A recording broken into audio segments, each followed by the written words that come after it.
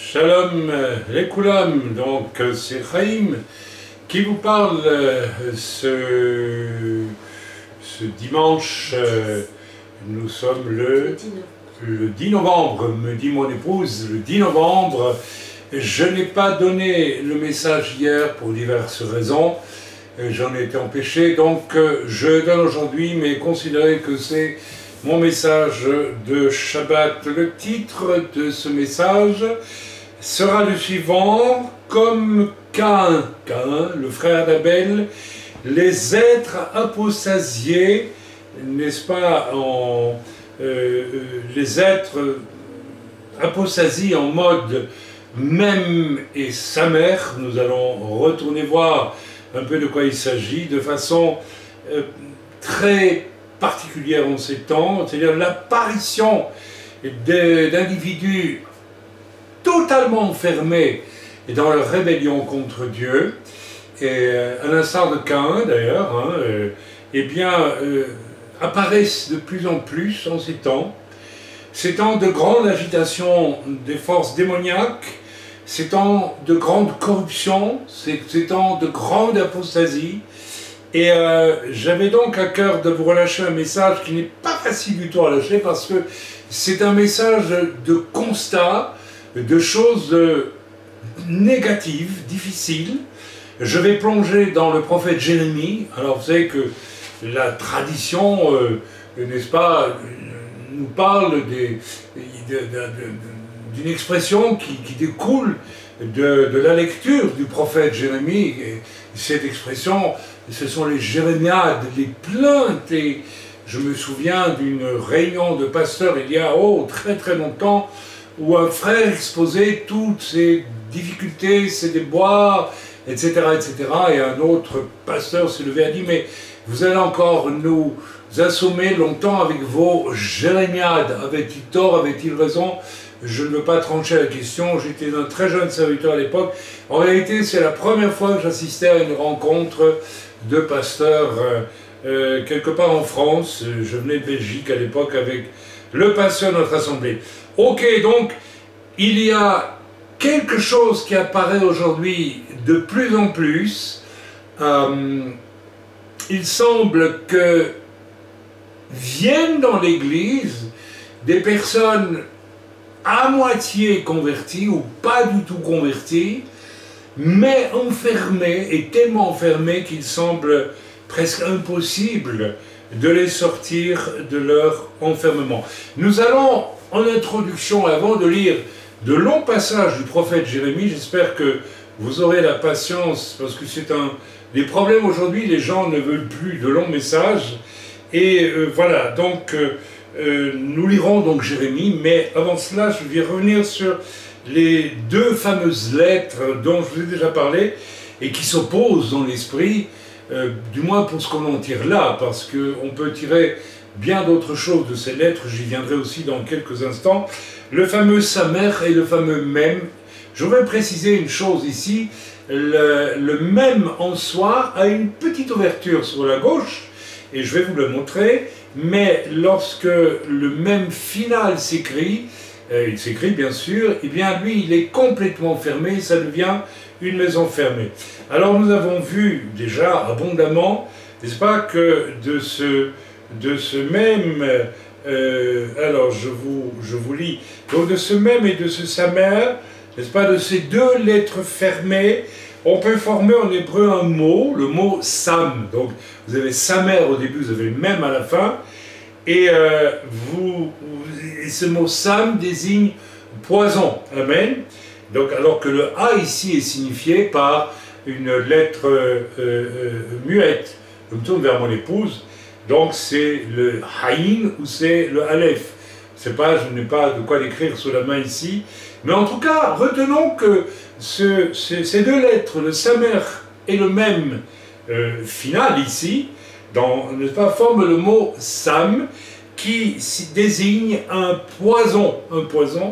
Les autres lettres, n'est-ce pas, qui ont toujours une porte ouverte, mais, n'est-ce pas, le mot Sam, qui désigne aussi, lui, Satan. Donc retenons cela, le Samer est le Même final, deux lettres fermées, totalement fermées, forment ensemble le mot Sam, ce qui veut dire poison, et Sam veut aussi dire Satan en hébreu. Donc nous devons faire attention, il y a là je dirais, non pas un clin d'œil, mais un appel peut-être du pied, ou comment dire, un avertissement du Seigneur qui nous permet de réfléchir à notre état. Nous avons déjà parlé pas mal de cela dans les 2 ou 3 messages qui viennent de se dérouler. Je vous remontre le même, le fameux même, le voici, vous voyez? Alors là, vous avez ici une légère ouverture, très légère d'ailleurs. Donc il ne faut pas grand-chose au même pour qu'il devienne une lettre fermée. Alors d'une manière intéressante, et ça a une signification, le même, avec sa toute petite ouverture, devient un même fermé lorsqu'il est même sophite, c'est-à-dire même final. Lorsque vous trouvez le même en fin d'un mot, il est toujours fermé. Donc la petite ouverture ici se ferme. Ok, voilà pour le même. Maintenant nous allons voir le samer, et nous allons voir que là il n'y a pas de doute, il s'agit d'une lettre entièrement fermée. Voici le samer. Voilà.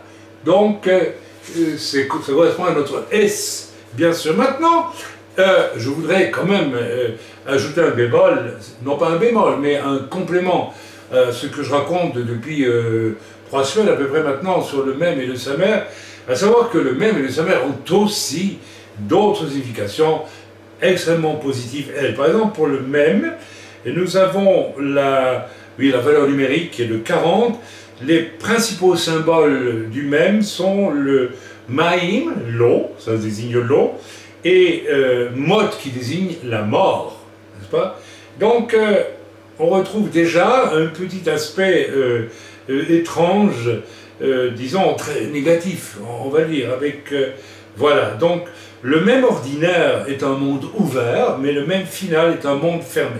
Ça c'est pour le même. Maintenant, si vous allez voir dans le samer, la valeur numérique est 60, et les principaux symboles sont le cercle, bien sûr le cercle, hein, puisque c'est le samer a une forme ronde, finalement, même lorsqu'on l'écrit en écriture courante, on l'écrit en rond carrément, hein, en hébreu, et désigne le cercle, l'infini, mais aussi, et il y a une symbolique du sod, ce qui signifie le secret en hébreu. Donc il y a quelque chose là qui rejoint un petit peu ce dont je parle depuis 2-3 semaines.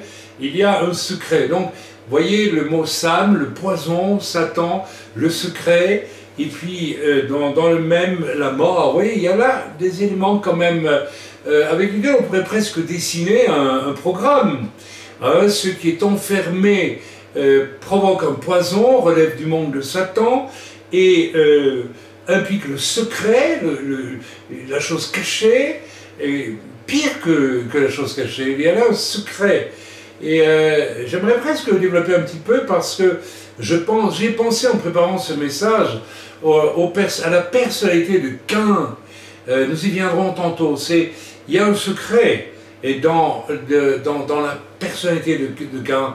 Alors le secret, je l'ai déjà développé dans d'autres messages, et c'est intéressant en 2 mots de rappeler ceci, que la raison pour laquelle l'Éternel refuse l'offrande de Caïn, vous connaissez tous l'histoire, vous l'avez lu dans Bereshit, eh bien c'est bien entendu parce que c'est d'une part un fruit de son propre travail, et ça n'a strictement rien à voir avec l'offrande de son frère.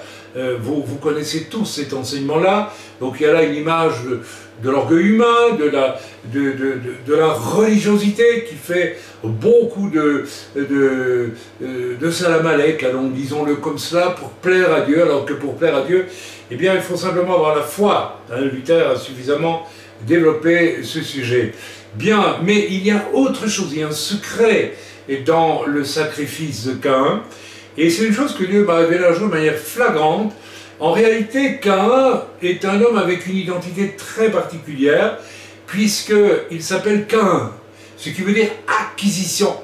Et on voit très bien dans l'Écriture que, n'est-ce pas, il est donc la propriété exclusive de sa mère. C'est très très intéressant de voir que lorsque le Messie va venir, Yeshua, il va être, je dirais, fait construit dans le sein de Myriam, si tu veux, les rébellions, Marie, dans la tradition chrétienne, et sans que Joseph le Père n'intervienne. C'est drôle, il y a un parallèle entre Caïn, ici, et Yeshua.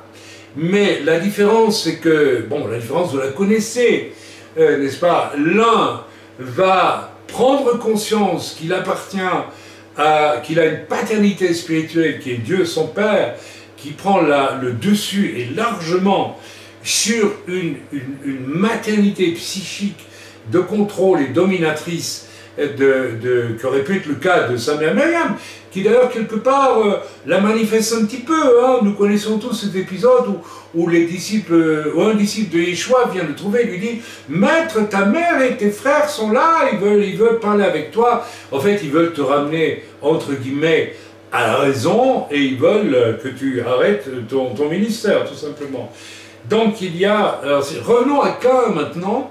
C'est absolument extraordinaire de voir, n'est-ce pas, que Caïn est enfermé. Et il y a là un secret, c'est le secret de son identité. Il est enfermé, il est prisonnier de sa mère, puisque on lit très bien hein, que Ève, enfin vous connaissez cet enseignement, j'ai déjà donné, allez relire tout l'épisode de la naissance de Caïn, etc., où Ève dit « J'ai fait un enfant avec l'aide de l'Éternel », c'est-à-dire qu'elle écarte son mari, c'est-à-dire qu'elle se met en position, elle, de faire un enfant avec l'aide, c'est-à-dire avec Dieu à la remorque, s'il vous plaît.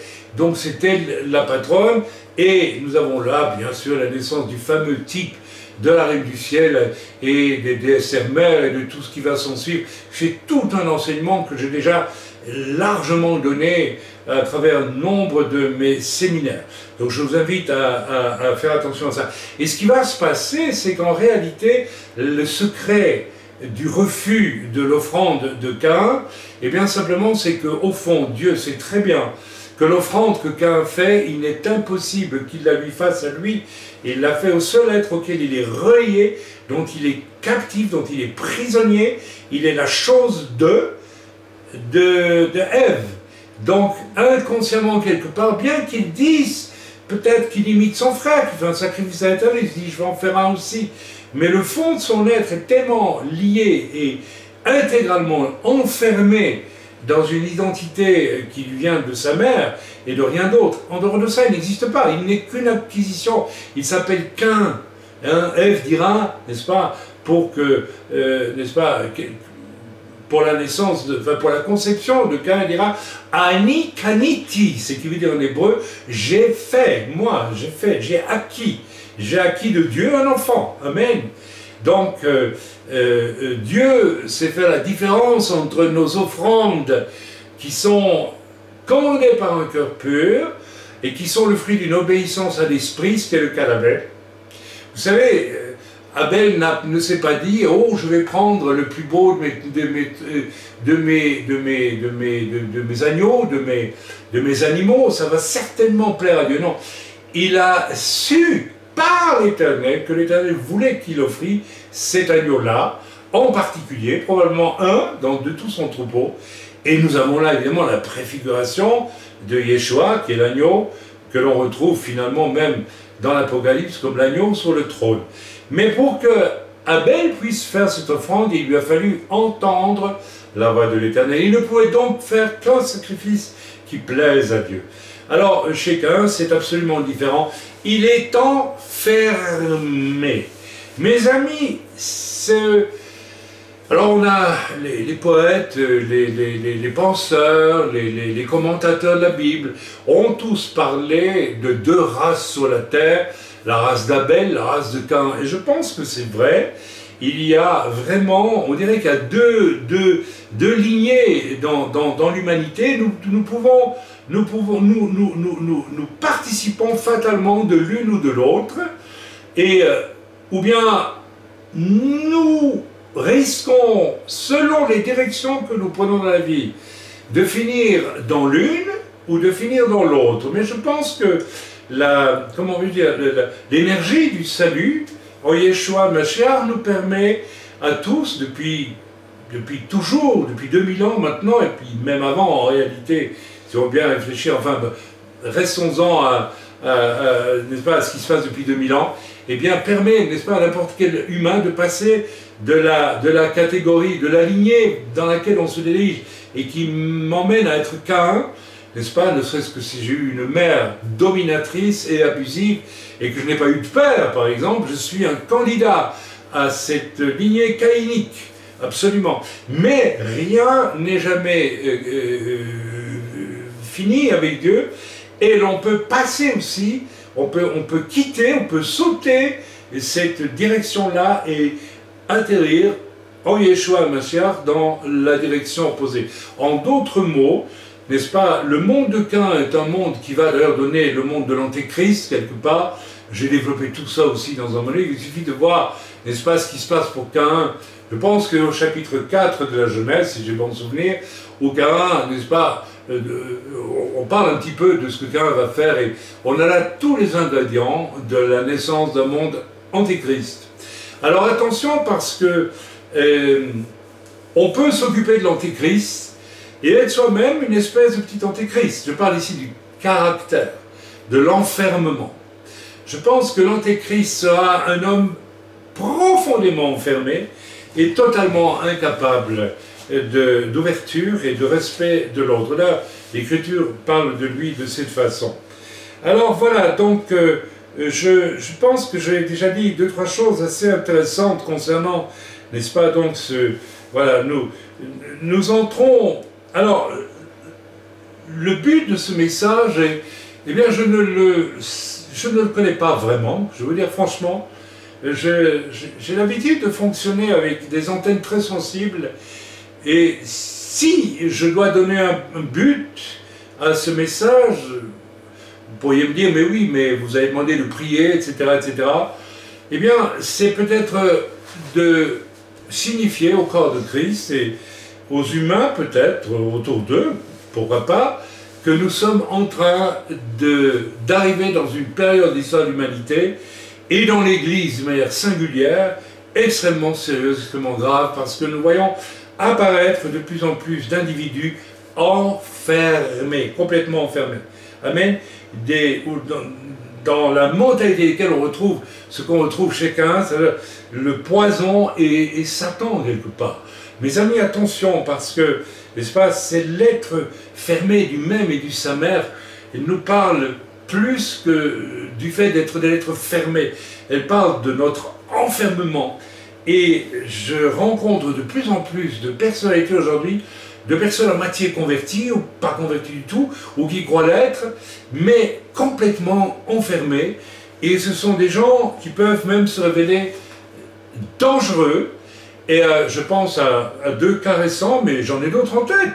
Je pense à un homme pour lequel, issu d'un milieu religieux, de l'enfermement le plus total, n'est-ce pas? La religion vous enferme aussi, et vous crée en vous une image de vous, mais tellement, tellement fausse, et tellement éloignée de la conviction de péché qui vous mène au salut, et au travers duquel le Seigneur vous donne un cœur d'enfant avec lequel vous pouvez, comme Abel, marcher par la foi dans une écoute sensible de l'Esprit de Dieu.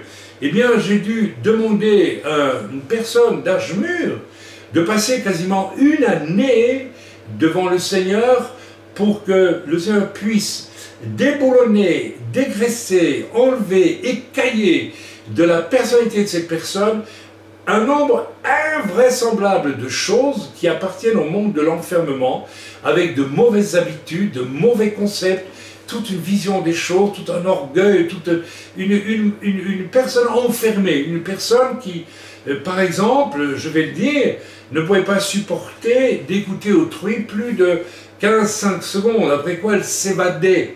Elle s'évadait où bien? Elle s'évadait à l'intérieur d'elle-même parce qu'elle était enfermée. Enfermée par son orgueil, enfermée par tout ce que vous voulez. Et c'est très étrange de voir les comportements.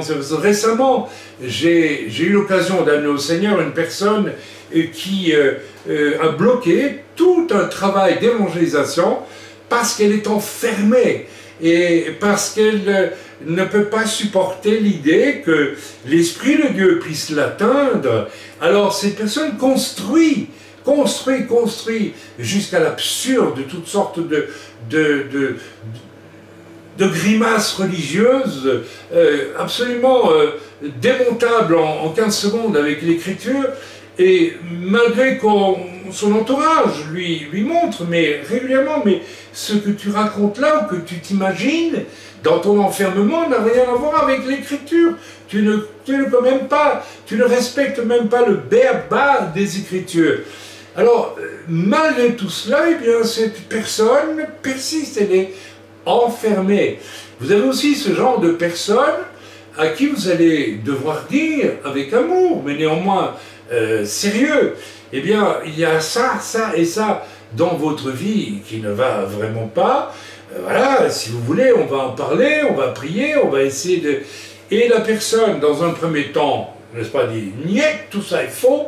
Cette personne ensuite reconnaît que tout ce qui a été dit est vrai, mais elle n'est pas capable, elle ne passe pas à l'étape suivante qui vous à dire « bon, eh bien, puisque je reconnais que c'est vrai, eh bien, j'accepte que l'on en parle, j'accepte... » Non, la personne, n'est-ce pas, s'arrête là, elle reconnaît que tout est vrai, mais elle ne peut pas aller plus loin. Elle est enfermée, elle est complètement enfermée. Je n'ai pas besoin de vous parler d'orgueil, c'est une évidence dans ces cas-là. Mes amis, je connais encore un autre cas, n'est-ce pas, d'une personne qui m'a poursuivi littéralement pour obtenir de l'aide, en me disant, pardonnez-moi de répéter la chose, que j'étais une personne qui semblait à ses yeux être vraiment mûre, et me disait-elle, la seule capable de m'aider. Elle avait, cette personne, beaucoup de problèmes. Alors j'ai hésité à commencer à l'aider parce que je ressentais à distance et en priant un enfermement. Et finalement, cette personne, j'ai accepté de la voir et je me suis trouvé devant une personne avec laquelle il est absolument impossible d'avoir la moindre discussion, n'est-ce pas? Je ne rentrerai pas dans les détails. C'est à tel point qu'à un moment donné, cette personne qui avait besoin d'aide, qui avait besoin d'instruction, qui avait besoin de tout, et j'ai pu quand même l'aider, eh bien, s'était mis en position tellement forte de résistance et d'enfermement que j'ai eu le sentiment que c'était moi, finalement, la personne qui avait besoin d'aide, et elle qui était la personne qui allait peut-être m'instruire ou me conduire, je ne sais où d'ailleurs. C'était complètement diabolique donc il y a là quelque chose de démoniaque et de diabolique. Il y a là un poison, et il y a le secret d'une âme qui, n'est-ce pas, est dirigée par l'orgueil, l'ambition, je ne sais pas quoi, ou alors une conversion qui n'en est pas une. Donc il n'y a pas eu de conviction de péché, il n'y a pas eu la croix, il n'y a pas eu de brisement, il n'y a pas eu de nouvelle naissance, et les personnes demandent de l'aide, mais en même temps elles refusent l'aide qu'on peut leur apporter. Elles ne vont pas vous dire qu'elles refusent l'aide, mais elles veulent même de l'aide, mais à leurs conditions. Ça devient inouï, on entre dans un... ce n'est même plus les pasteurs machine à bonbons, on met une pièce et on reçoit un chewing-gum, c'est plus, je sais pas trop quoi, c'est pire que cela. C'est, attention pasteur, si tu ne m'apportes pas l'aide que je veux avoir comme je veux l'avoir, ça va mal aller pour toi. On ressent même de la violence, voire de la violence physique. Je l'ai perçu récemment. Ça signifie que de plus en plus de personnes aujourd'hui, il y a, et c'est là mon avertissement pour le corps, n'est-ce pas, apparaissent, qui voudraient faire partie du corps et n'en font pas partie parce qu'elles sont enfermées, ne peuvent pas y arriver, visiblement, sont allées trop loin, je ne sais pas, ou peut-être vont-elles quand même changer, je l'espère pour elles, et deviennent de véritables ennemis de ceux vers lesquels elles se tournent aussi. C'est très étrange ce qui est en train de se passer aujourd'hui. On n'en est plus au stade des chrétiens rebelles, on en est au stade des chrétiens enfermés et qui sont des véritables armes d'attaque.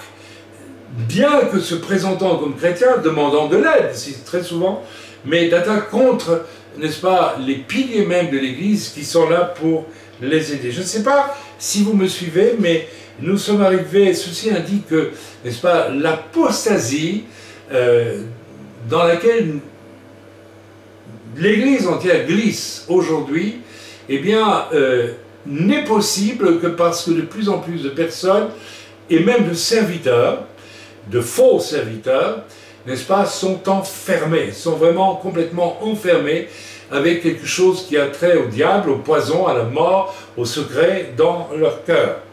Alors bien sûr, je ne peux que les inviter, s'ils se reconnaissent à travers ce message, à sortir de là avec une résolution d'une extrême violence pour arriver vraiment à naître de nouveau.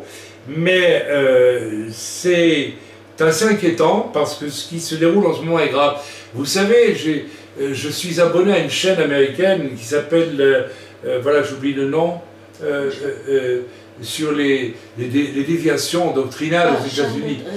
Réformation Charlotte, qui m'envoie, alors j'en publie quelquefois sur le site, et il y a des choses absolument inouïes, n'est-ce pas? Il y a des gens qui ont de grandes audiences maintenant aux États-Unis, des jeunes gens, souvent, des jeunes, et qui vous prêchent des choses, mais complètement... mais enfin, écoutez, c'est effrayant, n'est-ce pas? Récemment, un de ces jeunes, avec un t-shirt bizarroïde, avec des étoiles, et peut-être des fées, ou je ne sais pas... Non, mais je vous assure, je n'invente rien, allez voir sur le site, j'ai mis ça sur le site, n'est-ce pas? A prêché que Jésus lui est apparu pour lui demander pardon. Pardon, Jésus lui est apparu pour lui demander pardon de ne pas l'avoir aimé assez lorsqu'il chutait ou quelque chose comme ça. Je vous assure, c'est sur notre site, allez voir ça. C'est absolument hallucinant.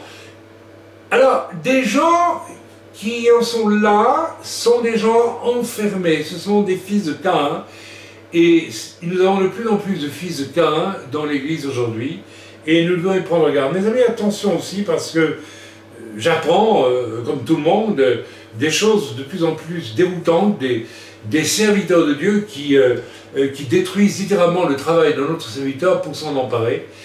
J'ai pensé, ces jours-ci, en préparant ce message, n'était pas facile du tout à préparer, j'ai repensé à une personne qui a été, le croyais-je à une époque, un ami, c'était un pasteur appartenant à une tradition classique, dirons-nous, hein, bien connue, qui jouissait d'une espèce d'aura de ce fait-là, et qui disait être un prophète. Eh bien, cet homme a été un ami, sauf que lorsque ça a été son intérêt, il m'a trahi d'une façon terrifiante. Il y avait d'ailleurs de l'envie et de la jalousie dans son...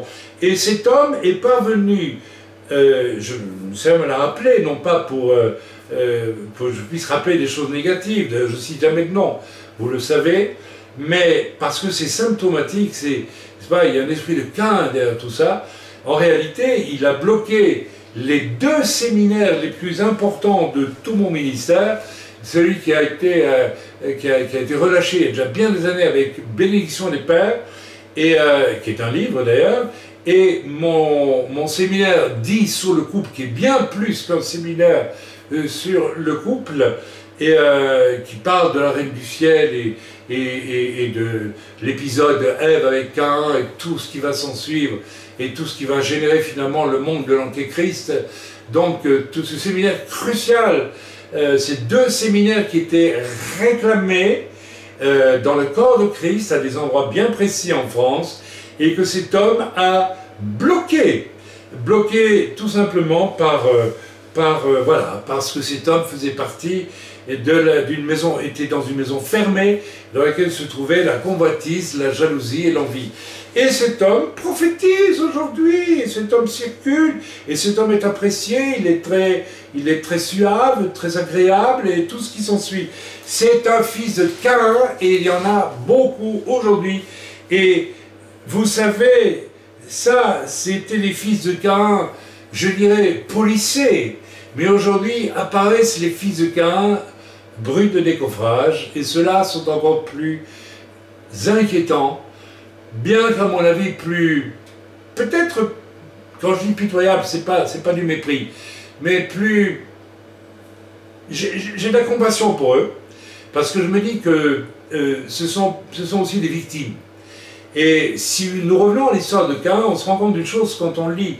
Nous ne le lirons pas, nous n'avons pas le temps, mais quand nous voyons la façon dont Dieu s'adresse à Caïn, et comment, n'est-ce pas, Dieu lui parle, on se rend compte qu'il y a une sollicitude de la part de Dieu à l'égard de Caïn. Dieu est tout à fait au courant que Caïn est l'acquisition de sa mère, Annie Kaniti, rappelez-vous, et qu'il a une personnalité d'abord psychique, n'est-ce pas, où rien n'est connecté au divin chez Caïn. Il n'y a rien, il n'y a strictement rien. Il est connecté à sa mère, son Dieu c'est sa mère en fait. Et c'est sa mère qui en a fait sa chose. Donc Dieu sait cela. Et donc Dieu va agir avec beaucoup de sollicitude. On le ressent. Le désir de Dieu est de dire à Caïn, mais écoute, abandonne cette position et reviens vers moi. Et je vais te purifier, je vais te transformer. Nous savons la suite de l'histoire. Caïn va finalement s'éloigner et ne va pas accepter les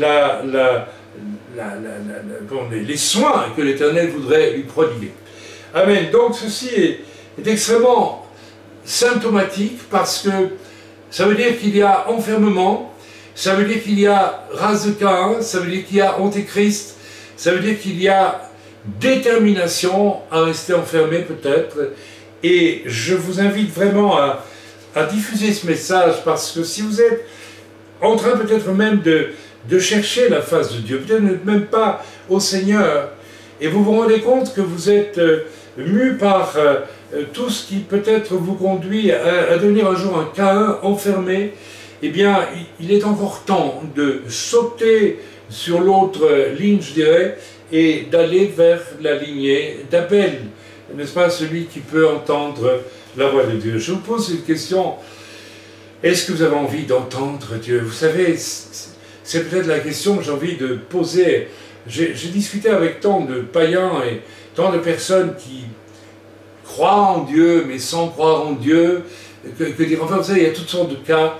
Et puis finalement, les gens discutent tellement, mais refusent tellement de faire ce qu'il faut pour qu'ils puissent entendre la voix de Dieu.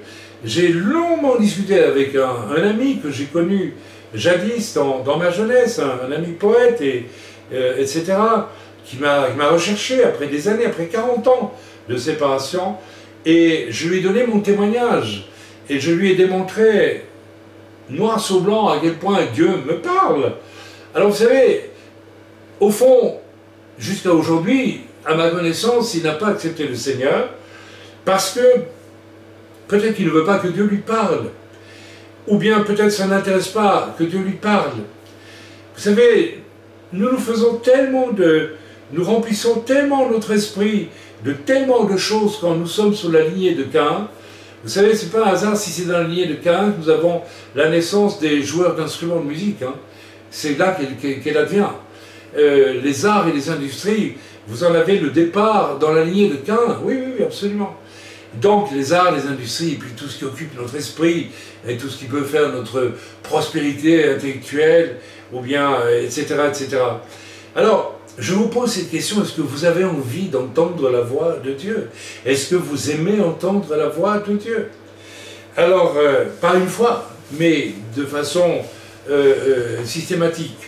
J'ai entendu récemment une personne qui m'a dit, j'ai reçu une grande révélation de Dieu, et 3 fois l'Esprit de Dieu, avant même ma conversion, m'a dit que c'était de lui. Moi, je vais vous dire une chose, ça c'est plus que certainement quelque chose qui n'est pas de Dieu du tout. Amen. Parce que si Dieu nous parle, il nous parle une fois en général, et ça suffit. Mais je ne vais pas trop détailler tout cela. Nous allons lire ensemble maintenant le chapitre 36 de Jérémie. Nous allons nous attarder un petit peu sur le personnage de Jérémie, cet homme qui a donné lieu à la naissance de l'expression jérémiade, les jérémiades. Jérémie, c'est vraiment le prophète de souffrance, je dirais à l'état pur. C'est la perle perdue dans dans le fumier, je dirais, dans le fumier du péché, à l'époque où Israël s'était profondément éloigné de Dieu. Et cet homme représente aussi, on le lit dans les trois chapitres que nous allons lire, nous n'allons pas lire tous les 3 chapitres, mais de très larges extraits. Il y a une chose que je vais introduire tout de suite et qui doit nous encourager, qui doit vous encourager si vous vous sentez concerné par l'enfermement. Eh bien, Jérémie est omniprésent malgré toutes les manipulations, les rébellions, l'enfermement du roi d'Israël, du peuple d'Israël, pas tout le peuple heureusement, mais des grands d'Israël en tout cas, qui sont enfermés et qui disent sans arrêt au fond à Jérémie, mais parle-nous, dis-nous ce que l'Éternel te dira et nous le ferons. Mais dès que Jérémie, l'Éternel à travers Jérémie leur dit, faites ceci, faites cela, ah non, ça ne convient pas, c'est pas ce qu'on voulait entendre. Donc ils déclarent eux-mêmes que Jérémie est le canal de Dieu pour leur parler, et quand Dieu leur parle, ils disent non, c'est pas ce qu'on voulait, on voulait autre chose. Ils sont enfermés. Ils sont enfermés dans leur passion, ils sont enfermés dans leur convoitise, dans leur orgueil, dans tout ce que vous pouvez imaginer de négatif, et ils n'en sortent pas. Lisons le chapitre 36 de Jérémie, la 4e année de Joachim, fils de Josias, roi de Juda, et cette parole fut adressée à Jérémie de la part de l'Éternel en ces mots. Prends un livre, donc c'est l'Éternel qui parle, et tu y écriras toutes les paroles que je t'ai dites sur Israël et sur Juda, et sur toutes les nations, depuis le jour où je t'ai parlé, au temps de Josias jusqu'à ce jour. Quand la maison de Juda entendra tout le mal que je pense lui faire, peut-être que chacun reviendra de sa mauvaise voie, alors je pardonnerai leur iniquité et leur péché. Nous allons décrypter un petit peu ces 2 versets. Le premier verset est troublant quand même, puisque Dieu ne dit pas à Jérémie, va et parle au peuple d'Israël, à Juda, non pas au peuple d'Israël, mais à la tribu, à la maison de Juda. Il commence par lui dire, prends un livre et écris toutes les paroles que je t'ai dites sur Israël et sur Juda. Et alors, Israël, Juda, ça fait du monde quand même, et sur toutes les nations depuis le jour où je t'ai parlé, au temps de Josias jusqu'à ce jour. Ça veut dire par là, tu dois te diriger, te présenter vers Juda avec, et tu leur diras, l'Éternel m'a demandé de réécrire, de faire une recension de toutes les prophéties que j'ai données sur Juda, sur Israël et sur les nations, etc., etc. C'est une manière que l'Éternel a de dire à Jérémie. Pour Jérémie, c'est une évidence, je le suppose, et pour Juda, ça doit l'être aussi. Tu es vraiment mon prophète, tu es vraiment ma voix. Est-ce que vous me suivez? Et si je viens à vous et que vous ne savez pas qui est Chaim, eh bien, je prends tous mes livres. Moi, je suis loin d'avoir écrit quoi que ce soit qui atteigne Jérémie à la cheville. On est bien d'accord là-dessus.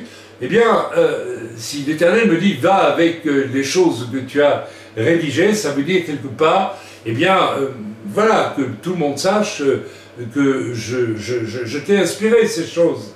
Amen. Donc, première chose, donc Dieu met vraiment la gomme, si j'ose dire, pour envoyer son serviteur. Il l'accrédite, il le recommande, il lourdement, s'il vous plaît.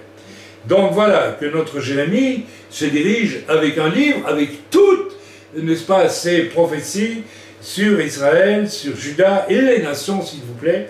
Ça a dû lui prendre du temps. Je ne sais pas si on a retrouvé ce livre-là. Je n'ai pas été étudié la question. Voilà. Alors il dit, ensuite, Dieu continue, il dit, quand la maison, alors on passe à autre chose, quand la maison de Juda entendra tout le mal que je pense lui faire, peut-être que chacun reviendra de sa mauvaise voie.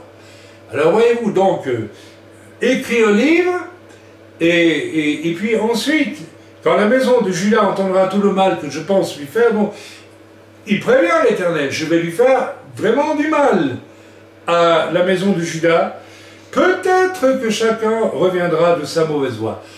parce qu'ils se rappelleront de tout ce que Jérémie viendra avec son livre probablement, et voilà ce que l'Éternel m'a demandé, ils se rappelleront tout ce que l'Éternel a dit à travers Jérémie, et qui s'est accompli peut-être, etc. Et ensuite, n'est-ce pas, il charge Jérémie de leur dire, je vais vous faire beaucoup de mal, moi l'Éternel, en espérant que vous allez vous repentir. Il faut vraiment qu'ils en soient arrivés à un point de quasi non-retour pour que l'Éternel déclare, je vais vous faire du mal. Lorsque votre enfant, n'est-ce pas, gigote pendant que vous êtes en conversation avec un adulte, vous lui demandez, écoute, calme-toi un instant, et puis qu'il commence à peut-être à donner des coups de pied à la personne avec qui vous parlez, ou que sais-je d'autre, eh bien là, vous le menacez, vous dites, bon, tu arrêtes là, parce qu'autrement, c'est moi qui vais te corriger, hein, etc. Ok, on continue la lecture. Donc il y a une entrée en matière extrêmement forte. Alors si nous allons, je ne vais pas lire tout Jérémie 36, je vais vous lire non pas la fin, mais une bonne partie voilà, donc, alors, Jérémie appela Baruch, fils, c'est au chapitre 4, hein, Baruch, fils de Néricha, et Baruch écrivit dans un livre sur la dictée de Jérémie, toutes les paroles que l'Éternel avait dites à Jérémie. Donc, voilà, Baruch ici est un secrétaire, il va rédiger ce livre, et puis, il dit à Baruch, au verset 6, tu iras toi-même et tu liras dans le livre que tu as écrit, dans ma dictée, les paroles de l'Éternel aux oreilles du peuple, dans la maison de l'Éternel, donc dans le temple. Le jour du jeûne, il y avait un jeûne qui avait été décrété, justement à cause des péchés d'Israël. Tu les liras aussi aux oreilles de tous ceux de Juda qui sont venus de leur ville, etc. Peut-être que l'Éternel écoutera leurs supplications et que chacun reviendra de sa mauvaise voie, car grande est la colère, la fureur dont l'Éternel a menacé ce peuple. Alors attention, parce que il y a une colère et une fureur aussi qui est décrétée contre Juda, qui s'est enfermé dans ses mauvaises dispositions, qui le pousse même à dire, on va le voir à plusieurs endroits avec Jérémie, parle Jérémie, et nous dirons, l'Éternel parlera à travers toi, et nous ferons ce que l'Éternel nous demande de faire. Et puis quand l'Éternel parle, alors on n'en veut pas, parce que, vous voyez, ils sont enfermés. Et ces temps-ci, j'ai rencontré plusieurs personnes enfermées, des personnes, n'est-ce pas, on a beau essayer de leur expliquer les choses qui au départ vous font confiance, vous proclament même serviteur remarquable, excusez-moi, mais c'est ce qu'une personne m'a dit, et vraiment mûr, équilibré, et tout ça, et qui, lorsque vous essayez de les atteindre, eh bien, sont tellement enfermés que vous ne pouvez strictement rien leur dire. Et cela en arrive même à provoquer une colère intérieure chez ces personnes qui se matérialise dans des choses troublantes, dans une violence contenue, une violence qui pourrait exploser physiquement, mes amis. À tel point que l'on se demande si les gens ne sont pas tout simplement démonisés dans ce cas. Bien, donc Baruch, secrétaire, fait son travail, et finalement, n'est-ce pas, tout ce livre et les avertissements de Jérémie vont être présentés au roi d'Israël, et voilà ce qui va se passer. Verset 20, ils allèrent ensuite, donc en fait ce livre va remonter depuis le peuple vers les conseillers, les personnages importants d'Israël, et puis finalement ils vont présenter, n'est-ce pas, c'est toute la lecture qui suit, eh bien ils vont présenter au roi, n'est-ce pas, les paroles de Jérémie, et lisons ensemble. Ils allèrent ensuite vers le roi dans la cour, laissant le livre dans la chambre d'Élishama. Le secrétaire et ils en apportèrent toutes les paroles aux oreilles du roi. C'est très intéressant parce que ils n'osent pas apporter le livre au roi, parce que le roi est au summum de l'enfermement. Le roi est complètement enfermé. C'est un roi impie, c'est un roi qui n'a plus que du titre du roi de Juda que le titre, qui est en fait un roi satanique, un roi qui œuvre pour le diable, par sa corruption et par son idolâtrie et tout ce qu'on peut imaginer. Et ce n'était pas C'était pas du pipeau l'idolâtrie à l'époque, hein, ça allait très très loin. C'était très sombre, extrêmement sombre. Amen. Certains rois d'Israël ont pratiqué, n'est-ce pas, les sacrifices au dieu Moloch, qui était un dieu qui demandait que l'on jetât des nouveaux-nés dans la gueule ouverte, remplie, n'est-ce pas, de feu. Tout ça est dans la parole de Dieu. Voilà, alors on continue la lecture. Le roi envoya Yehudi pour prendre le livre. Quand même, le roi dit, amenez-moi ce livre, le fameux livre de Jérémie. Je vais voir ça. Yehudi le prit dans la chambre d'Élishama, le secrétaire, et il le lut aux oreilles du roi et aux oreilles de tous les chefs qui étaient auprès du roi. Rendez-vous compte.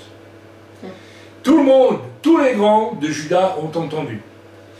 Le roi était assis dans la maison d'hiver, c'était au 9e mois, et un brasier était allumé devant lui. Un brasero, probablement. Lorsque Yehudi eut lu 3 ou 4 feuilles, pas tout le livre, le roi, 3 ou 4 feuilles, le roi n'a même pas voulu entendre toute la suite du livre, le roi coupa le livre avec le canif du secrétaire. Donc il a pris le livre, il l'a lacéré, et le roi le jeta dans le feu du brasier, où ils furent, n'est-ce pas, où ils furent entièrement consumés. Mes amis, là nous avons la réponse d'un homme enfermé. Impossible à atteindre. Je refuse, je ne veux même pas entendre. Que ça vienne de Dieu ou pas de Dieu, je n'en ai rien à faire. Ça me fait penser à une chose que je viens de lire il y a 2-3 jours, dans un livre de Richard Wurmbrand qui, n'est-ce pas, explique comment il a témoigné à un rabbin un jour concernant Yeshua de manière extraordinairement, comment je veux dire, pertinente. Et il lui a parlé de la résurrection et de toutes les raisons que l'on avait de croire à la résurrection. C'est très très bien écrit, c'est dans le livre La rue des Juifs de Wurmbrand. Je vous conseille de lire ce genre de livre. Et le rabbin était à Cuya à la fin de la démonstration de Wurmbrand, qui est très longue. Et il n'avait plus qu'une chose à faire, de dire, ben oui, je reconnais que Jésus est ressuscité, donc il est le Messie. Et le rabbin se lève et dit, et de toute façon, qu'est-ce que j'ai à en faire qu'il soit ressuscité? Il ne dit pas ressuscité ou non. Il a compris que Yeshua avait ressuscité, était ressuscité, pardon. Donc, il répond, qu'est-ce que j'ai à en faire qu'il ait connu la résurrection? Donc, c'est là la réaction, la réponse d'un homme fermé. Il est convaincu que c'est la vérité, mais il n'en veut pas. Nous avons affaire à ce genre d'hommes aujourd'hui, n'est-ce pas, et de femmes de plus en plus. Nous allons lire, je voulais lire le chapitre 38, versets 14 à 28, et on va le lire un petit peu parce que c'est quand même intéressant. Et on va voir que le monde des hommes fermés est un monde qui bricole, qui négocie avec Dieu, qui est capable de négocier voilà, avec Dieu finalement, pour essayer d'arranger les choses, de faire que Dieu fasse des concessions peut-être. Il y a ça dans le monde de l'homme enfermé, et c'est logique. Lisons ensemble le chapitre 38, verset 14 au verset 28. Allons-y. Le roi Sédécias, toujours lui, envoya chercher Jérémie. Donc c'est le roi qui vient de brûler le livre de Jérémie. Attends, je ne dis pas de bêtises.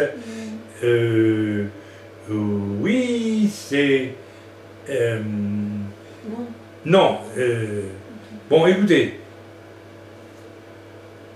Qu'importe. Allons de l'avant.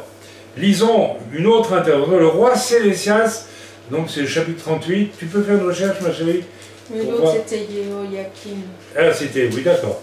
Donc, le roi Sédécias envoya chercher, qu'importe, Jérémie le prophète, et le fit venir auprès de lui dans la troisième entrée de la maison de l'Éternel. Donc, dans le temple, s'il vous plaît. Donc, c'est solennel. Il fait venir Jérémie dans le temple. Et le roi dit à Jérémie, j'ai une chose à te demander, ne me cache rien. Dis-moi vraiment ce que Dieu te dit de dire. D'accord? J'ai confiance en toi, Jérémie. Jérémie répondit à Sédécias, si je te l'ai dit, ne me feras-tu pas mourir? Et si je te donne un conseil, tu ne m'écouteras pas. Voilà, il est habitué, Jérémie. Hein. Il sait qu'il a affaire à un homme enfermé, et l'homme enfermé va quand même vers le serviteur dans l'espoir d'obtenir quelque chose, mais quelque chose en fait qui lui convient. C'est signe de l'enfermement total. C'est le monde de Caïn, hein, mes amis, c'est le monde de départ. Dieu n'arrive pas à percer, n'est-ce pas, une muraille de ce même final, de ce même sophite dans lequel il est enfermé, où il est question de mort d'ailleurs, de mort spirituelle en réalité. Et donc, on continue la lecture. Le roi Sédécias jura secrètement à Jérémie, attention, secrètement à Jérémie. Vous voyez qu'il dit à Jérémie, je te jure, mais tu le dis à personne. Hein. Ça veut dire qu'en réalité, il prépare déjà ses arrières parce que si lui est corrompu, il a autour de lui une cour de gens corrompus, et il ne faut surtout pas que Jérémie aille dire ensuite, n'est-ce pas, que le roi est venu lui demander de parler de la part de l'Éternel et qu'il accepterait tout ce que l'Éternel lui dirait. Donc, lui et sa cour sont des gens enfermés, corrompus. Amen. Et qu'est-ce qu'il dit? Le roi Sédécias jura secrètement à Jérémie, moi je trouve ça incroyable, en disant l'Éternel est vivant, il dit ça, l'Éternel est vivant. Lui, mais ce sont des mots pour lui, lui qui nous a donné la vie, oui, il dit va loin. Ah oui, il a un beau discours religieux, il a un beau discours religieux, il connaît ses classiques, il a lu la Torah, enfin, il est au courant de la chose, n'est-ce pas? Et il connaît ses classiques. L'Éternel vivant, lui qui nous a donné la vie, je ne te ferai pas mourir, et je ne te livrerai pas entre les mains de ces hommes qui en veulent à ta vie. On se rend compte, quand on lit l'histoire de Jérémie, que c'est tout le contraire qui s'est chaque fois passé. Jérémie dit alors à Sédécias, ok, ainsi parle l'Éternel, le Dieu des armées, le Dieu d'Israël. Si tu vas te rendre au chef du roi de Babylone, tu auras la vie sauve, et cette ville ne sera pas brûlée par le feu, tu vivras toi et ta maison. Le roi de Babylone était en train de vouloir prendre, n'est-ce pas, la ville. Amen, Jérusalem. Ok, et Jérémie lui dit, c'est trop tard, vous avez trop péché, il faut partir en exil, c'est la solution de Dieu, de manière à ce que vous puissiez prendre un temps de réflexion en exil à Babylone. Amen. Alors, voilà, tu auras la vie sauve, dit-il au roi d'Israël, à Sédécias, à condition que tu acceptes cette victoire de Babylone, du roi de Babylone sur la ville. Et cette ville ne sera pas brûlée par le feu en plus. Tu vivras, toi et ta maison. En d'autres mots, si tu te rends, eh bien, moi l'Éternel, j'ai décidé que, voilà, c'est ainsi, et la ville ne sera pas détruite, mais voilà, et tu auras la vie sauve. Pas mal pour le roi, n'est-ce pas, de cette époque. Mais si tu te rends, si tu ne te rends pas au chef du roi de Babylone, cette ville sera livrée entre les mains des Chaldéens qui la brûleront par le feu. Ce qui est arrivé finalement. Et toi, tu n'échapperas pas à leurs mains. D'ailleurs, ce qui va arriver au roi Sédécias est terrible après. C'est exactement ce que Jérémie lui a prophétisé. Le roi Sédécias dit à Jérémie, je crains les Juifs qui ont passé aux Chaldéens, je crains qu'on ne me livre entre leurs mains et qu'ils ne m'outragent. Vous voyez, là, voilà, on sent... Jérémie répondit, on ne te livrera pas, écoute la voix de l'Éternel. Vous voyez, ici le roi Sédécias écoute, n'est-ce pas, les voix de son âme qui lui disent, oui, mais si je me rends, ceux qui sont déjà rendus avant moi vont peut-être se moquer de moi, se mépriser. Alors pourquoi le mépriserait-il, puisque, n'est-ce pas, eux-mêmes se sont rendus déjà, il s'agit des Juifs qui sont déjà sortis de la ville et qui sont rendus au roi de Babylone. Alors on sent ici qu'il veut déjà magouiller.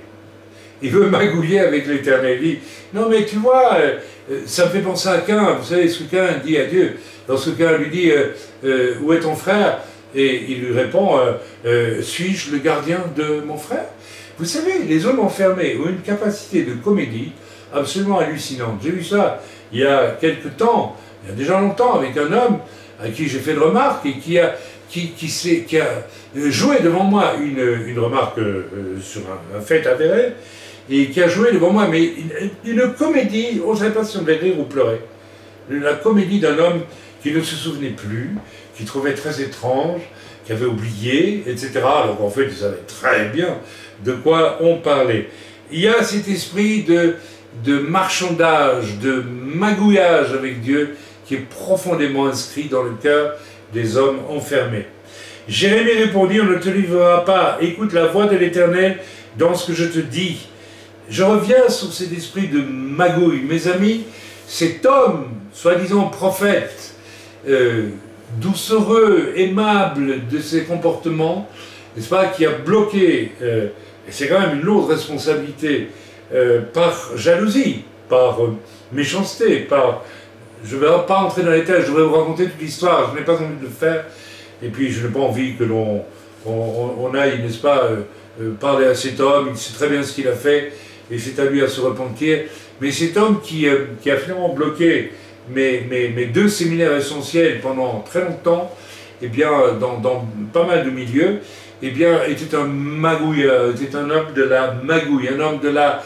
Je me rappelle de cet homme disant, lorsqu'il venait dans certaines de nos rencontres, oui, je viendrai la prochaine fois, mais je dois aussi me présenter dans tel pastoral parce que on verrait mal que je n'y aille pas. Vous voyez, il faut plaire à tout le monde, il faut être un bon politicien, n'est-ce pas? Il faut plaire à tout le monde, et voilà, et le cas échéant, si l'on me demande dans telle rencontre de serviteur de te larguer, eh bien je vais te larguer, tu comprends, parce que c'est mon intérêt.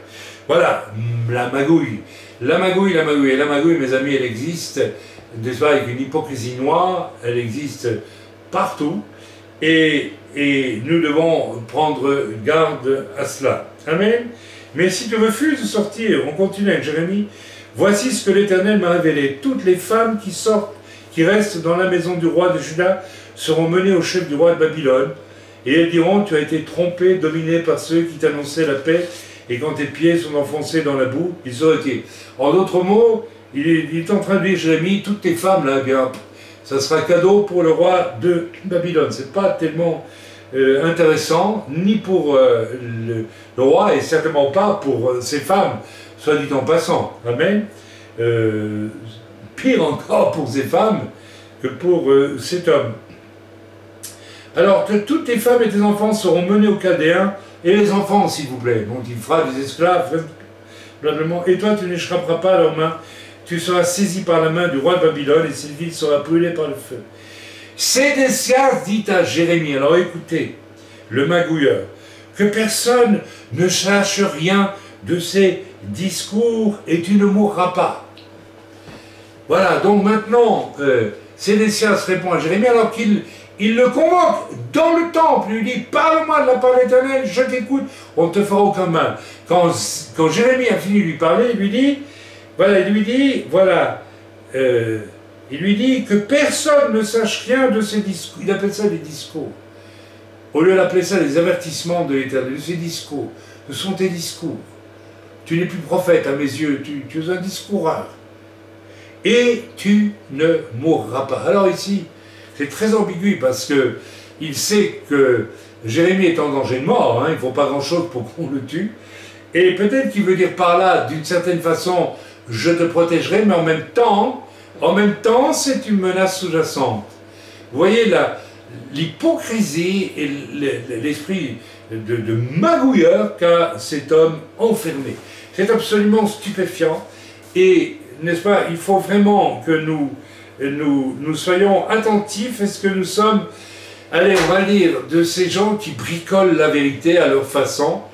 Vous savez, une de ces personnes qui, j'en ai connu d'autres, à qui vous parlez, comme Jérémie aurait parlé au roi Sédécias, en toute simplicité, en toute vérité, eh bien, sont les personnes qui au départ vous admirent, vous trouvent formidable, vous aiment beaucoup, votre ministère est merveilleux, et tout ce qui s'ensuit, mais à un moment donné, si vous ne leur dites pas ce qu'ils veulent entendre, ils se retournent contre vous, et alors vous devenez la personne à abattre, à tuer, à faire mourir. Et je l'ai connu et je le vois de plus en plus. Amen. Je le vois de plus en plus comme une norme presque de plus en plus normative, normale. L'horrible, l'incroyable devient la norme. Le mal est entré dans le cœur de beaucoup de chrétiens et il y règne. Lisons à présent le chapitre 42 vous allez voir que nous ne nous éloignons pas de ces principes de l'homme enfermé. Lisons ensemble. Alors là, ça va être un peu long, vous ne m'en voudrez pas. Et d'ailleurs, vous n'avez pas à m'en vouloir, c'est la parole de Dieu. Et nous allons lire à partir du verset 7. Qu'est-il écrit là? 10 jours après, donc je passe les 7 premiers versets. Après, la parole de l'Éternel fut adressée à Jérémie. Donc, Dieu parle à Jérémie. Et Irmiaou, c'est le nom de Jérémie en hébreu, Irmiaou appela Yochanan, fils de Karéach, tous les chefs des troupes qui étaient avec lui, et tout le peuple, depuis le plus petit jusqu'au plus grand. Il leur dit, ainsi parle l'Éternel, le Dieu d'Israël, vers qui vous m'avez envoyé, pour que je lui présente votre supplication. Si vous restez dans ce pays, je vous y établirai et je ne vous détruirai pas. Donc, il s'agit maintenant, n'est-ce pas, d'un conseil que, n'est-ce pas, Jérémie donne, n'est-ce pas, à certains qui veulent partir en fait en Égypte pour peut-être éviter n'est-ce pas, Nebuchadnezzar. Et je crois que c'est ça. Donc, Jérémie leur dit non, restez dans ce pays parce que nous voyons dans la suite que Nebuchadnezzar va déporter une bonne partie des Israélites, et en fait toute la crème, le roi, et puis la cour et toute l'élite corrompue, les hommes enfermés, n'est-ce pas, va les déporter à Babylone et va laisser sur la terre d'Israël les pauvres, les petits. C'est très intéressant pour la cultiver, cette terre, parce qu'autrement, elle partait, n'est-ce pas, à la ruine. Et puis, c'est la sagesse de Dieu aussi. Dieu fait grâce aux humbles et il résiste aux orgueilleux, n'est-ce pas? Donc, mais une bonne partie d'Israël qui allait rester ou va rester sur la terre d'Israël, Jérémie sait, lui, tout ce qui va se passer. Dieu lui dit, Dieu sait que Jérémie va emmener le roi, l'élite d'Israël et une bonne partie d'Israël corrompue en déportation à Babylone, mais il sait qu'il va laisser une partie d'Israël sur la terre d'Israël, et cette partie, eh bien, elle a peur, elle a envie de faire un exode, n'est-ce pas, comme les Belges et les Français ont fait un exode en 40, quand les Allemands sont arrivés, ils disent on va ficher le camp en Égypte. Et on voit dans la suite que, n'est-ce pas, eh bien, et Jérémie prévient, Jérémie le dit, on ne lira pas tout, mais je vais abréger, si on lisait tout, ce serait quand même assez long, mais je vous raconte en 2 mots la suite des événements. Et Jérémie le dit, surtout n'allez pas en Égypte, restez où vous êtes. Ça veut dire, moi qui entends la voix de l'Éternel, je vous dis, et vous le savez, restez, apprenez aussi à entendre la voix de l'Éternel, il ne vous sera fait aucun mal si vous restez en Eretz Israël. Et n'allez pas en Égypte, parce que finalement, n'est-ce pas, Dieu, dans ce cas-là, puisque vous n'avez pas voulu l'entendre, Dieu vous y retrouvera, mais avec Nebuchadnezzar qui viendra jusqu'en Égypte, et il viendra d'ailleurs pour y détruire, n'est-ce pas, et atteindre le reste d'Israël qui va quand même fuir vers l'Égypte. Alors c'est absolument invraisemblable de voir à quel point il y a difficulté finalement pour les gens enfermés d'entendre, n'est-ce pas, la voix de l'Éternel et de s'y soumettre. Ici, eh bien, nous en arrivons, alors vous pouvez lire le chapitre 42, 43 et même 44 à la maison, et l'on voit que la dégringolade devient de plus en plus considérable, et, n'est-ce pas, tout cela amène au chaos, au rejet de la part de l'Éternel et à la destruction. Mes amis, je lance ici un avertissement à tous ceux qui refusent d'être simples, comme l'était Abel, simple de cœur, simple, vraiment vrai et simple. Si on t'a prévenu déjà à plusieurs reprises que tu étais enfermé, je ne vais pas entrer dans les détails. Toi, tu dois savoir, toi qui m'écoutes, si tu es enfermé. Si tu participes de cette maison du même fermé, où il y a le poison, où il y a Satan, où il y a la mort, où il y a la destruction, eh bien, si tu sais cela, eh bien, sache une chose, c'est que tu vas invariablement, après avoir beaucoup détruit autour de toi, tu vas te retrouver finalement seul. Ne cherche pas l'explication du fait que les gens s'éloignent de toi ailleurs que dans ton propre enfermement qui te rend impossible à vivre quelque part, qui te rend impossible à vivre, complètement impossible à vivre. Alors attention, parce que on pourrait penser que Jérémie aussi est enfermé, puisqu'il devient impossible à vivre pour le reste d'Israël. Mais c'est une autre, je dirais, chez lui, le bête ouvert marche vraiment à fond chez Jérémie. Attention, ne vous prenez pas pour un Jérémie, mais ayez le courage de vous rendre compte que peut-être votre propre entourage, votre propre époux, votre propre épouse, les gens autour de vous, n'est-ce pas, certaines personnes mais qui me disent, mais moi, dans ma région, il n'y a aucune église valable, etc. D'abord là, je mets un bémol parce qu'il existe quand même toujours, quelque part, une église à laquelle tu peux te joindre. En réalité, certaines personnes, et ça c'est encore une chose que j'ai médité avec le recul de mes 71 ans, n'est-ce pas, que j'ai rencontré des gens avec d'énormes problèmes, et elles se plaignent toujours de ne pas avoir une assemblée qui leur convienne. Alors c'est vrai qu'il y a des assemblées à problème aujourd'hui, c'est un fait, mais il y a aussi d'autres assemblées. Eh bien, en réalité, c'est ces personnes-là qui ont un problème, et que peut-être même le Seigneur ne permet pas qu'elles joignent une assemblée, tant elles vivent dans un monde fermé, et tant elles vont être source de problèmes et de difficultés en vain, et pour elles, et pour l'assemblée, et pour le pasteur, ou le serviteur, le prophète, ou l'apôtre, ou le docteur, que sais-je, qui s'occupera de cette personne. Je crois que, mes amis, je suis en train de toucher à quelque chose d'extrêmement grave et extrêmement sérieux. Je crois qu'il y a des gens qui ne sont pas aptes à vivre dans une assemblée. Récemment, j'ai demandé à un homme, qui est un homme enfermé, complètement enfermé, je lui dis, mais tu as désespérément besoin de vivre une communion fraternelle. C'est très facile de se dire un grand inspiré, d'avoir, trouver ceci, trouver cela. Mais lorsque j'ai questionné cet homme, j'ai eu l'impression qu'il n'a jamais vraiment connu de vie d'assemblée. Et lorsque je le questionne sur sa conversion, je trouve quelque chose de très aléatoire, de très vague. Et puis, pas une véritable vie d'assemblée. N'est-ce pas, un enfermement dans sa vision, qu'on dit être de Dieu, qui est tout à fait exceptionnel, et qui est au demeurant intéressante. Cet homme m'a parlé d'une vision intéressante. Mais maintenant, lorsque je considère le total enfermement de sa personnalité, je me pose énormément de questions, même sous sa grande révélation. Donc, mes amis, alors voilà, donc si nous restons enfermés, si nous vivons dans ce monde de l'enfermement, eh bien, nous devons savoir une chose, c'est que, eh bien, tout va se liquéfier autour de nous à un moment donné, et j'ai connu comme cela des gens qui finalement devenaient inaptes complètement à fréquenter une assemblée, parce qu'ils n'étaient pas brisés, parce qu'ils étaient des êtres de l'enfermement. Il y a l'orgueil, il y a la convoitise, et la jalousie, l'envie, et pire que cela, n'est-ce pas, la fanfaronnade, que sais-je d'autre, moi, et bien d'autres choses.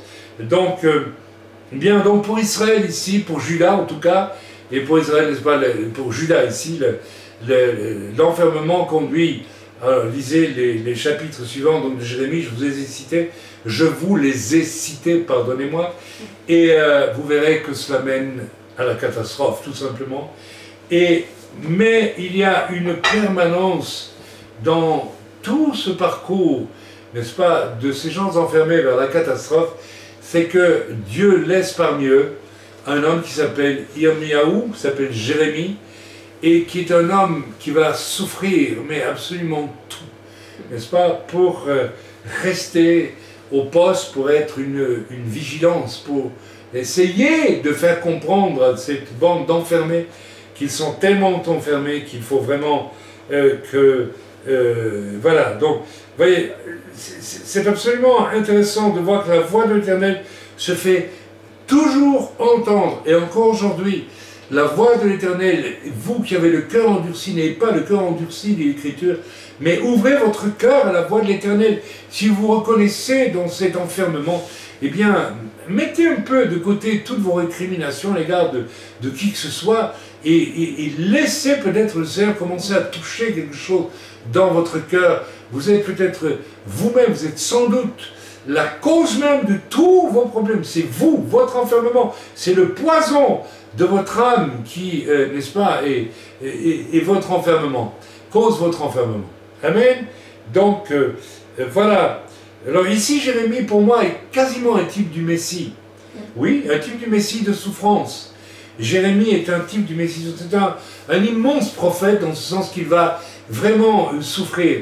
Et, n'est-ce pas, toujours prêt, n'est-ce pas, il typifie vraiment ce Messie du salut et de la souffrance, Yeshua, Mashiach, pas qui est toujours prêt à nous voir venir à lui, ou revenir à lui, ou venir enfin à lui. Tant et tant de personnes aujourd'hui disent être venues à Yeshua, mais en réalité, quand on les observe, elles sont enfermées. Vous savez, j'ai rencontré ici des personnes en tout genre. Je me rappelle d'une personne qui était venue vers moi et qui voulait absolument me voir, et je devinais bien des problèmes et alors à un moment donné la personne me regardait avec des yeux etc. Et puis en questionnant, j'ai compris que la personne était d'origine juive parce que le nom était manifestement juif, etc. Et cette personne m'a dit simplement ceci: ouf, je suis rassuré parce que c'est ce que j'avais envie qu'on me dise. Mais mes amis, mais dans quel enfermement se trouve-t-on avec des choses comme celle-là? N'est-ce pas? Il y avait là un enfermement, c'était la seule chose qui comptait. Ok, on est d'origine juive, ok, laissez un peu nous parler à ce niveau-là, et j'en suis moi-même un exemple, mais ça ne doit pas devenir la seule chose qui nous occupe, c'est un enfermement. Amen. Et cet enfermement, on le trouve dans toutes sortes de domaines. Vous avez des milieux où n'est-ce pas, alors, les dénominations qui ont leur enfermement spécifique, je ne vais pas revenir dessus, etc., etc. Voyez, mes amis, pauvre Jérémie, et j'écris ici, cette pépite d'or constamment mêlée à la boue, quel temps sombre et confus, quel temps sombre et confus et ténébreux pour Judas, et que de souffrance pour son roi. Je me suis posé la question, pourquoi dois-je donner ce message? Eh bien, je vais vous lire, j'ai peut-être une clé. Priez pour les Jérémies de ce temps, parce que c'est vraiment pas facile, c'est vraiment pas évident. Il faut un courage formidable. Vous savez, témoigner, amener des gens au Seigneur est une chose facile à côté. Mais de devoir rester une lumière dans la vie et en face de gens qui sont enfermés, n'est-ce pas, c'est quelque chose de redoutable. L'Éternel lui-même a vécu cela avec Caïn, qu'il a sollicité avec sollicitude après son péché, afin qu'il revienne à lui, et Caïn a refusé.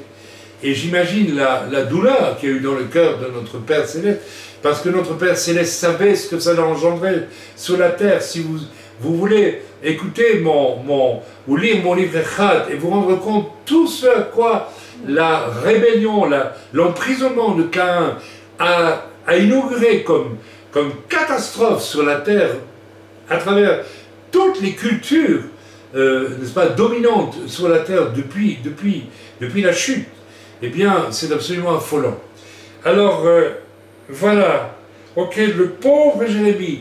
J'aimerais qu'on puisse aussi prier pour les serviteurs qui aujourd'hui essayent malgré tout de rester des avertisseurs, n'est-ce pas, alors qu'on les menace de mort, alors que, et récemment j'ai perçu chez une personne une violence physique qui était contenue et qui aurait pu éclater à tout moment, et c'est pourquoi l'Éternel m'a d'ailleurs demandé d'écourter un entretien avec une telle personne.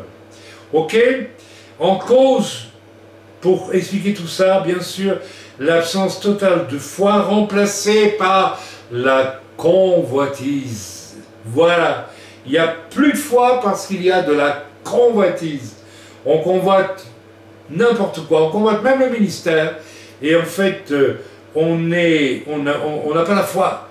Alors on remplace la foi par du pseudo-spirituel, et cela donne du faux spirituel, prétendument acquis par la foi, mais en réalité venant de Satan. Je le dis haut et fort. Absence de vraie, saine et entière dépendance de Dieu, mes amis. Dépendance qui honore Dieu, car sans la foi, il est impossible d'être agréable à Dieu. L'homme enfermé n'a pas la foi. Il n'a absolument pas un atome de foi. Parce qu'il est enfermé, il n'a foi qu'en lui-même. C'est un homme de la convoitise, c'est un homme de l'ego, c'est un homme caïnique, c'est un disciple de Caïn. Amen. Ok. Voilà, donc, voyez à quel point la perversion, à travers ces quelques chapitres dans Jérémie, est grande. Et on pourrait en citer bien d'autres. On pourrait évidemment parler de Judas, qui va trahir le Seigneur, qui va le vendre. C'est un homme enfermé. Dans quoi était-il enfermé? Il avait un projet politique et un projet pécunier, financier. N'est-ce pas, qu'il a enfermé, et il en est arrivé, bien sûr, à monnayer carrément la vie du Messie, de Yeshua. Amen. Ok, donc, là, ce qui apparaît chez ces gens enfermés, c'est, ok, on est d'accord pour que le prophète, ou le pasteur, ou le serviteur de Dieu nous parle, très bien. On l'aime bien même, on l'apprécie. On va même le recommander, j'ai entendu cela. Et on va dire, bon, parle-nous, prophète, parle-nous, pasteur, parle-nous, conseille-nous, etc. Mais, amen, quand la voix de Dieu se fait entendre, eh bien, n'est-ce pas, ce serait, eh bien, il vous dit ça, il vous apprécie même. Mais en fait, ils n'attendent qu'une chose, mes amis, c'est que Dieu veuille bien avoir la bonne idée, la bienveillante attention, l'automatique soumission à leurs fantaisies, à leurs désirs immédiats, à leurs désirs même charnels immédiats. Idem, n'est-ce pas, et voilà, c'est ça. Donc, on veut entendre la voix du Seigneur, mais à condition qu'il veuille bien se plier à nos, comment dire ça, nos désirs, nos desiderata. Je l'avais, voilà. La chair l'emporte ici avec, n'est-ce pas, un triomphe de déshonneur pour l'humain total. On n'est pas loin de Sodome et Gomorrhe ici, vous savez. On n'est pas loin de Sodome et Gomorrhe. C'est le même univers. C'est le même univers. Lorsque l'Écriture dit, ayant méprisé, dans l'Épître aux Romains, ayant méprisé la vérité, Dieu les a livrés à leur sens réprouvé. Les hommes enfermés vont mépriser la vérité. Ils vont même apprécier le ministère, mais ils vont refuser la vérité qu'apporte le ministère. Ils sont enfermés. Ce sont des fils de Caïn. Amen. Et la chair va l'emporter chez eux, et toujours, n'est-ce pas, au contact possible du divin. La permanence de Jérémie dans toute l'histoire de Judas est incroyable. Mais malgré ça, tout en étant à Jérémie, j'insiste, oui, mais parle-nous, la parole de l'Éternel, on fera ce qu'il te dira. Avec l'arrière-pensée, il va nous dire ceci ou cela qui nous convient. Et vous? Donc, je l'ai dit suffisamment, il s'agit là de l'enfermement de l'individu qui vit avec un secret dans son cœur. Le secret, c'est « Dieu, parle-moi, mais s'il te plaît, dis-moi ce que j'ai envie d'entendre. » Parce qu'en fait, je suis mon propre Dieu. Je suis mon propre Dieu. Alors, ça paraît fou comme histoire, mais c'est exactement ce qui se passe. C'est exactement ce qui se passe. Et nous pouvons, à divers niveaux, être comme cela, tout en nous disant chrétiens ou juifs messianiques. Dieu, parle-moi, mais je suis quand même mon propre Dieu. Hein. Je vais faire le tri. Hein. J'ai parlé récemment avec une personne, n'est-ce pas, qui était venue pour avoir du conseil spirituel, de l'aide. Et lorsque je lui énonçais des choses que je maîtrise très bien dans la parole de Dieu, elle avait constamment ce réflexe, oui, il faudra que j'aille vérifier. Il faudra que j'aille vérifier. À tel point qu'à un moment donné, je me suis dit, mais il me prend pour un débile, un taré.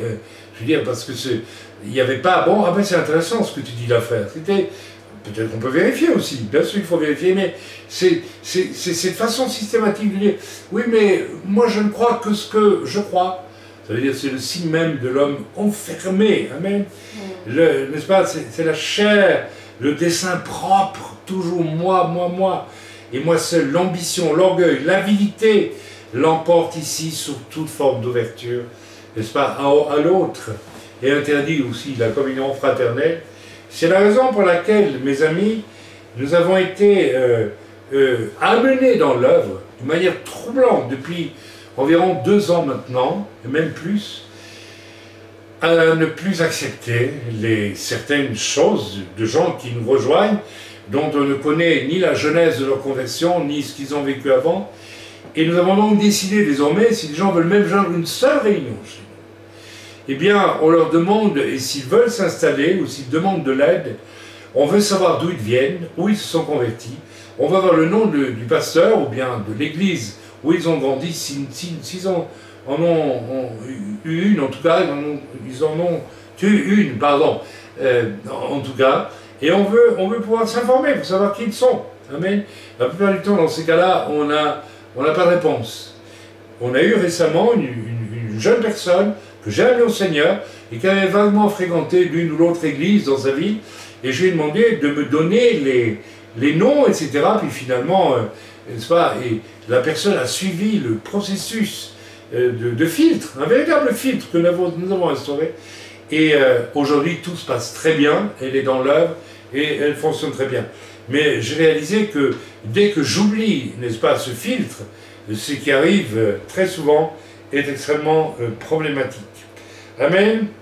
Voilà, donc je vous demande voilà. Je considère que ce qui est en train d'arriver, où l'on rencontre de plus en plus de personnes, non pas partiellement ou momentanément enfermées dans leur égoïsme, ou dans leur orgueil, ou dans leur lâcheté, comme ce ministère, ce pasteur d'une dénomination qui se veut vénérable, etc., n'est-ce pas, qui, par égoïsme, par esprit politicien, a vraiment bloqué deux de mes messages les plus essentiels, là où ils étaient demandés d'ailleurs, et avec grand intérêt à l'époque. Là, c'était un enfermement momentané, ou peut-être plus profond qu'on ne croit, je ne sais pas, mais il y a toutes sortes de petits enfermements que nous pouvons avoir les uns par rapport aux autres.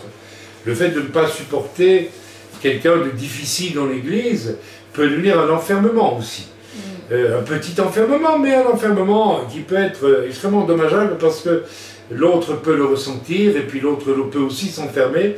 Et vous savez, je me rappelle d'une église en Belgique où il y a presque 40 ans, je suis allé pour conduire un ministère venu d'Angleterre. Et quand je suis entré dans cette église, j'ai eu une vision.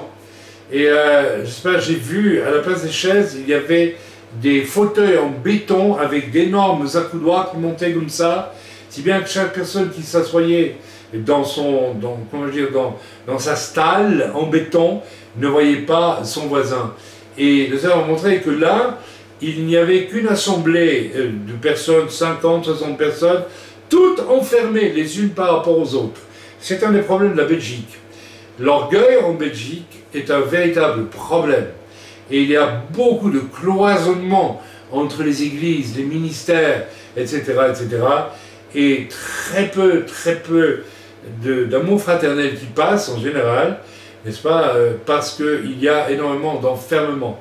Il y a un esprit de catholicisme et de franc-maçonnerie sur la Belgique qui est très fort et qui enferme cette nation.